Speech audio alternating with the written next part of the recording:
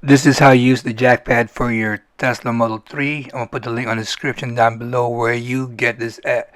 So first thing first, this is the pads. Okay, it's compatible with Tesla Model Y. Look at that.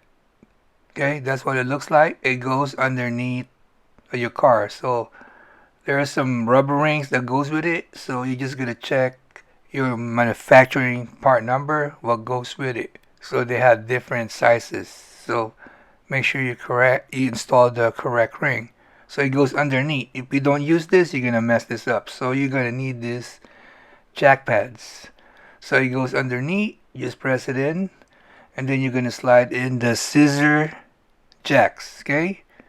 Make sure it's aligned. Raise it up a little bit, and you start jacking it up. Okay. You gotta protect your car. Don't be just sliding your jack underneath without this pad. So these are easy to store, and then I'm gonna put the link on the description down below where you can get this kit. Thank you.